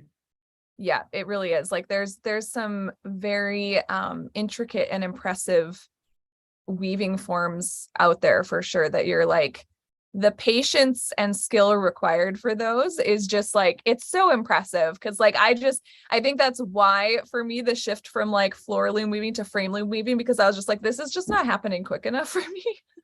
And I'm just like, because on a floor loom, it's just like you're weaving a big piece of cloth and you're doing the same pattern over and over again. And while it can be kind of meditative for sure, it can also be very backbreaking. And yeah, like frame loom weaving for me has just, it allowed me to still weave, but to potentially weave up stuff that was a little bit more quicker to weave, and yeah, to be as intricate or not intricate as you want, because we like to use a lot of like real chunky materials in frame loom weaving. And like, that has been so appealing for me. And I feel like I've kind of found my little corner of weaving that I can love for a really long time, because yeah, like I said, when I was doing floor loom weaving, it was just, while I loved it, it's so hard to find enough time to feel like you've really like progressed on something. So yeah. And it is less, it's creative. It's like all the creativity would happen before you start, because you kind of have to, like, you plan out your warp, you plan out your pattern, and then you thread everything, and like, that's what you're doing. And I really like that I can be more creative on the fly with frame loom weaving, depending on what I'm making, but yeah. Yeah. Now, I didn't ask you to come prepared with anything, but do you have anything you can like show us, or no? I do. I have a few pieces over here I can grab. They're like stuff from the YouTube channel. My bigger stuff is in a different room, but I'll grab what I have.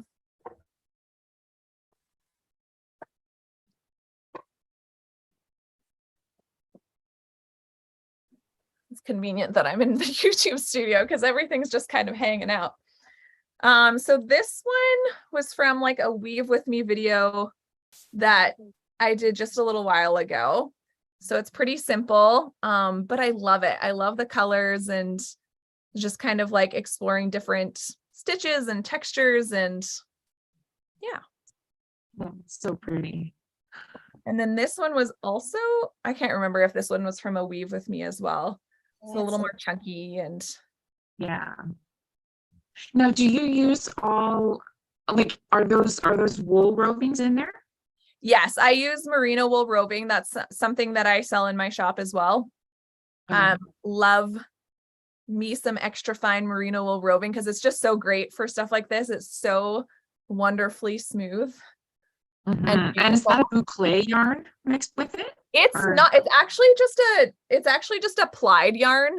Okay. It's just with these loops, it looks a little more like boucle, but and then there's some like cotton string in here. I think it's just the 3 materials in this one, but yeah. Okay. That's so pretty. And then we have some more, like, this is what I mean by like patterns. These ones are both from Halloween tutorials that I did recently. It was so fun. That one's backwards. There we go. So yeah, this is what I love about patterns. Like, you can just have fun with it, and it can be, obviously this is a more just like, it's just fun and cute. And then we've done some like more beautiful things as well. So yeah. Awesome. So those are more like, you did those up on AutoCAD. Somebody can like buy the pattern and.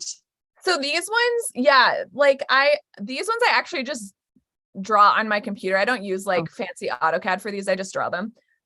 Yeah, this one's on YouTube. So this pattern is actually free, and we have a tutorial for it on YouTube. I've got a lot of free patterns. Basically anything I share on YouTube, I do provide a free pattern for, because to me, it just feels a little like, if I'm giving you the tutorial for free, let's just give you the pattern for free so you can actually do the thing.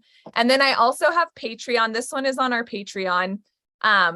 We have a Patreon membership where I have sort of like bonus exclusive content for the people in there. So yeah. Okay, awesome. And then the first two were just kind of, like you said, they were sort of Weave With Me projects. So they're more like freestyle, just follow along. Yeah, those two were. Sometimes I plan out projects like that, but yeah, I think those two were from like more of like a Weave With Me sort of just like candid creating kind of videos. So yeah, super fun. I love it. Demeter, have you ever done any of this sort of frame loom weaving stuff? No? I've done it, and I'm just so impressed. And I'm like, hey, I got to try and figure out how to do it, because this is cool stuff. I love it. It's beautiful. yeah, it's a lot of fun. Yeah, it's kind of like, I mean, I just keep saying it over and over again, but it's just like, it's a way to do fiber arts that feels like the equivalent of painting, you know, on a canvas, to really have that creative freedom when you're making stuff. If you want it, you can also do patterns, but yeah. I love it. I love that one that you just showed with the braid in it. Like, I'm definitely going to go and check out that video just to see how you did that. I'm like, my goodness, how'd you do that? That's yeah. super cool. Yeah, we're actually putting out a video this weekend that's like my like favorite weaving stitches, like the ones that I find myself going back to over and over again. So sort of a compilation of that kind of thing. But yeah, we have a pretty big variety on the YouTube channel now. We've been doing it for a few years, so there's a good amount of stuff there for sure. Awesome. Awesome. Awesome. I'm definitely going to check it out. You have a new fan. Thank you. Okay, so I think Sydney's put in the comments where we can find you and everything, but do you want to just really quick tell us, like, where's the best place to find you? So we're on, like, my main places would be my website, which is sprucelinen.com, and I'm Spruce and Linen on all the social things. So YouTube, I'm there a lot, and on Instagram as well. And I'm delving into TikTok, but I'm more on Instagram still. But yeah, all the places I'm just Spruce and Linen. Yeah. Perfect. Okay. I love it. Janelle, seriously, thank you so much for joining us. It's been really, really good to talk to you. Yes, you too. Thanks so much for having me. And yeah, it was really fun being here. Yay. Yeah. Thank you. Okay. We will see you soon then. Bye. Bye. Bye. Okay. So, you know what, Devere? I thought I would have a little bit of downtime. I did have some downtime and I forgot to do something really, really important. Oh. I was going to make a link visible in navigation on our website for the festival guidebook. So, do you want to chit chat about something? Like, tell us more about Crochet Week while I go and make things visible on the website, please. Sure. So the tickets are going on sale tomorrow for Crochet Fashion Week. So that's going to be exciting. I am going to post it on my page and might do a live this weekend just to talk a little bit more about it. We're really excited that it's actually coming to life. We have the location and all that good stuff. So tickets are going on sale starting tomorrow. I believe those are the front row tickets are going on sale starting the 4th. So should be exciting. We're looking forward to it. Some really great things happening with that. So yeah, that's what's going on there. Now, I came on super late. Well, not super late. I came on a few minutes late and I didn't get to meet Sydney. Sydney, who are you, my dear? And you're a kitty cat that's been hanging out with us tonight. I'm just a craft enthusiast, and I'm Holly's moderator, so I can answer all the questions. I've been sharing all the links. We actually got links to work tonight. That is so great. It's important. Yeah. But yeah, the one thing I don't do is crochet, actually. It's on the list, though. Well, I'm going to learn how to knit, and then you're going to crochet, and then we're just all going to be doing all the fiber, and we all going to loom, what's it called now? Frame loom, weave it, do that. Yeah, we're going to do all the things. We just going to be a one-stop shop. All the things that people want to do, we're going to do it. How long have you been knitting? So I learned when I was younger from my grandma. I feel like that's everyone's story. And I was obsessed with fiber and knitting when I was in university, but I didn't have the time, money, and focus to actually be able to do it. So I hauled around this massive yarn and stuff for years and back and forth across the country. I'm from Ontario originally. And then last summer my friend got me into quilting. And so then I started sewing clothing, which I had kind of learned as a kid too. And then I saw this picture on Instagram of this gorgeous knitted sweater, and I was like, I need that. For the knitters here, I had knit up to that point 2 garter stitch scarves, 1 sock, and half a hat. And I was like, I'm going to make this raglan sweater in a half fisherman's rib, which is this somewhat complicated pattern. Oh, I had no idea what I was doing. So that went okay. I ripped it out 5 times. I was like, I'm gonna get through this. I'm using this yarn that's been like brought back and forth across the country 5 times. Finally gonna use it, and I stuck to it. We ripped it out 5 times, and like from then on, it's like knitting has become my thing. Like I still quilt and sew and weave and learning how to spin, but like knitting's definitely like my drug of choice. Oh, I love that. I love hearing people's origin stories, like how they, got hooked and what made them start doing whatever the craft is. So that's really cool. And I also love that so many people, they don't just take a small project, right? They're just, I'm just going to make this gigantic sweater with loops and turns, and all kinds of things. You're like, but I think that's super cool. I always tell people, I'm like, you just have to go in with like the gumption as a starter. Like you're gonna fail, but like who cares? just like say F it and just do it. Exactly. You're not hurting anybody but yourself, your pride, and it's fun. Like just keep going. So yay, that's super cool. So what is your favorite thing to make? Like what's the thing that you're like, I just love making? Sweaters. Yeah, I tried to make some socks. I got halfway through the sock and I went, this isn't a sweater. So, and I've gotten into doing shawls recently too. They're like fun and big. I like big things. Yeah. Why do you think you like big things? Is it because it takes longer, or is it because it's big and like? I think it just feels really satisfying when you get to curl up in your sweater or like blanket shawl that you've made, versus like a sock. It's like, oh, okay, this is like cute and small. So that it's like can be refreshing to do smaller things. But I just like, there's something about like being able to cozy up in like this big item you just made and spent 100 hours on. Right. I love it. Well, good for you. Good stuff. How you doing there, Miss Holly? We can't hear you. Okay, here you go. I'm here. Thank you.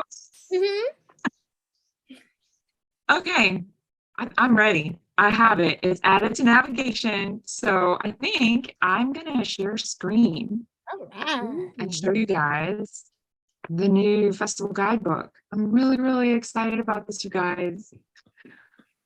Okay.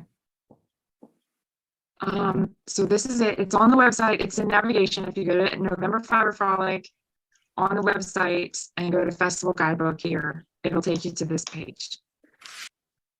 Okay. And you now go on. Okay, whatever. I'm gonna click on it again and it'll reload the page. So you can make it full screen. Okay, maybe I'll just do that. There we go. So here's the Festival Guidebook. So this is digital. You'll be able to have it on your phone when you're at the Fibre Frolic, so that you can read up on all the vendors as you're going through. You can read up on all the workshops as you're going through the event. I'm just gonna move us there. Here we go. So as you can see, we have a lot going on. Pardon? Yes, a whole lot. So there's one of the photos that I took of this beautiful girl. She's a local model here in Edmonton. She's walked in Western Canada Fashion Week several times, and I was fortunate enough to have her wear one of my sweaters and model for me.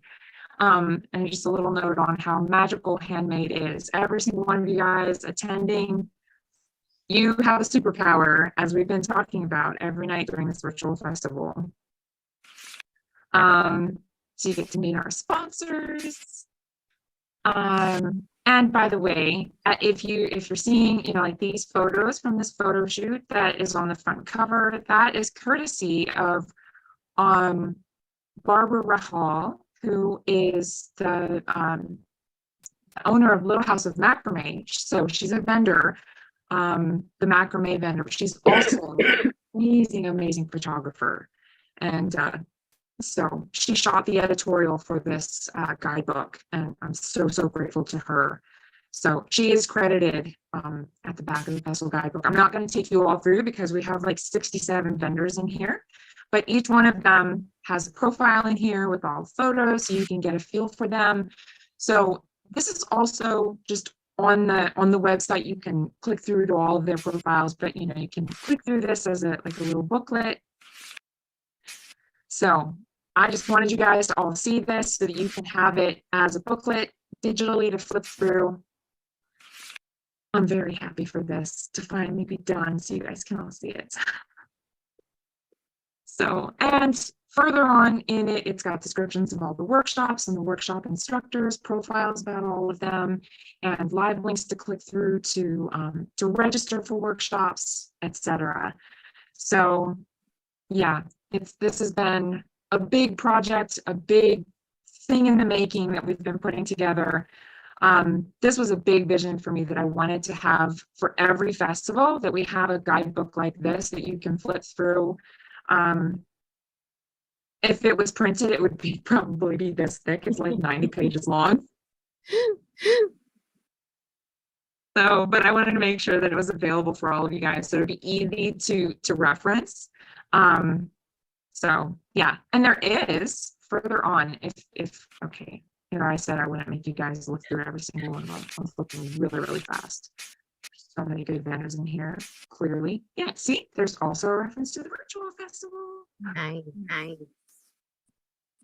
So anyways, I wanted to show you guys that.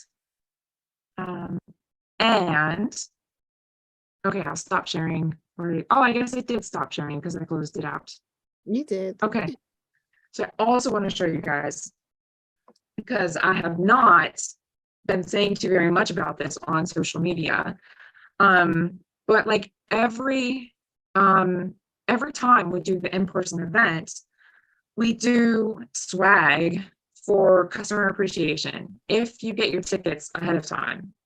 And I know there have been so many people who have reached out and said, are there tickets available at the door? Because, you know, we just got used to using Eventbrite for our ticketing, and then, oh my gosh, now we have to use a new ticketing system, and everyone's trying to figure it out. I've been trying to figure it out, and I know there's been like, oh, how do we do this?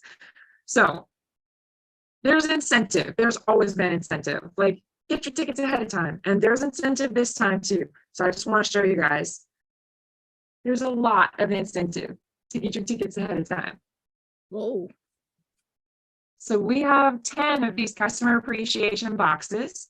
And just as we do every time, Friday evening at 6 o'clock, I, myself, and at least one or two of the sponsors will go live with me on Instagram. And we'll just kind of randomly scroll through people who've gotten their tickets before 6 o'clock on Friday.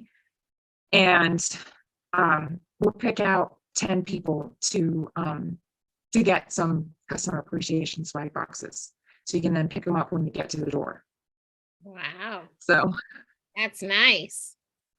yeah, just a little, you know, because there's always like, I never wanted to do that, like, oh, well, you know, tickets are more expensive at the door. I never wanted to do that. So I was like, how do we make it fun to get your tickets early instead of, oh, well, you're going to have to pay more if you wait and buy them at the door. So I thought, well, let's just give them something fun to, you know, a fun reason to get them early. So yeah, there's like so much beautiful yarn in here. There's like, I showed off last night, I showed off the swag bag, one of which is going to be coming to you. So you can do that giveaway we talked about. Yes. And so there's some yarn that's similar to that. And actually lots of yarn that's similar to that. Some handmade soap from Crafted That Way, like really beautiful. It smells so good. It's got like sparkles in it. And she things to do a lot. That's okay. I'm not going to show everything. There's even like this beautiful little, like practical little shopping bag from River City Yarns. Nice. Their local yarn shop. For a long time, they were the only yarn shop in town. Believe it or not. They were our yarn supplier for a long time, and now we have a few, but they're still a yarn shop in town. So they gave us a nice little shopping bag. I think for a lot of people though, it's gonna be too small. They'll fill it up at like the first booth. So, and then like this cute little bundle of fiber. So here you go. This is the kind of fiber you need to do that like weaving that Janelle was just talking about. This is from one of our vendors, 2 Times Infinity. She's an amazing spinner. So yeah, a nice little like pottery dish. This has owls in it. Aw. This is like for like stitch markers and stuff, you know, toss them in there. Little project bag in here from Atelier Nekozuki. She's going to be doing a trunk show Saturday afternoon. So you'll get to see more of her project bags. Cool. This is like a wedge shaped project bag. So it's kind of cool. Mhm. Like zips down here. Oh, that is cool. That's for a very small project. Yeah, it's like one skein of yarn. Yeah, So, like a beanie or something. mhm. So yeah. And then yeah, like we've got what do we have, like 3 little minis of the Nomad Yarns. Nomad Yarns is another one that I should introduce you and Tammy. Tammy's a lot of fun. She's Mm. the one that was just in the Mediterranean and took that video of the tapestry weaving. Oh, okay. So Beautiful. Rose Hill, she did this colorway just up for the Fibre Frolic this fall. This is called Sugar Plum Spice. Oh, that's So she beautiful. always does like such cool, like custom colorways. Like I don't think she ever does the same thing twice. Wow. Maybe sometimes, but usually not. She's just so creative. It's amazing what she does. And as I was saying last night, because like everything I pulled out of the bag, I was like, oh my God, look at this. And then I was like, oh my God, look at this. I'm pretty much a super fan of every single person who comes to the event. So, That's and of course, you being a crocheter, okay, I have to show you this. So, Gary makes these crochet hooks. ooh, look at how Hold it up here. beautiful. Yeah, That's nice. like, yeah. So he has a little letter in here telling you the story of the wood that he used for this. Oh, wow. Yeah, because he takes like this is a metal hook, and then he takes the wood. He gets it from local trees here. So this tree in particular, he doesn't always have quite such a personal story for the wood because he will just get it from, you know, anywhere around town here. Mhm. If someone says like, hey, I have a tree that fell or whatever. But this tree in particular was a really good friend of his. Like he grew up with them. So he has known about this tree and been in contact with the people who like with this tree for 40 years. Wow. Yeah. And then like they needed to get it removed because they were like demolishing the house. And so they cut it down, and he waited for 2 years for the wood to dry out so that he could go ahead and work it into crochet hooks. Oh, wow. That's really cool. That's really cool.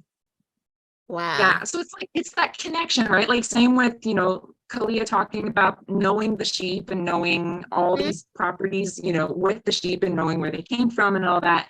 It's just that kind of specialness, you know? That's really special. That's beautiful. Yeah. Nice. So this is exciting. Exciting. So you guys, please sign up early. Get your tickets early so you can be in a running to get one of these amazing boxes. You don't want to miss out on this opportunity. So make sure you get your tickets early. Yeah, good stuff. Really, really good stuff. Holly, my love, it's almost 11 p.m. here in New York, and I am running out of steam. Yeah, no, I hear ya. Yeah, my kiddos need to get to bed upstairs too. So, yeah, thank you so very much, and thank you, Sydney, for moderating, for putting all those links in the chat. Yeah, we appreciate you. Oh, yeah. Thank you. Happy to help. This has been awesome. Thank you, guys. We will be back again tomorrow night. All right, we'll be back again tomorrow night. Hang out with you all. Tell your friends, your foes, all the people you knows to come and hang out with us. All right, you have a good night, everybody. Have a good night. Bye-bye.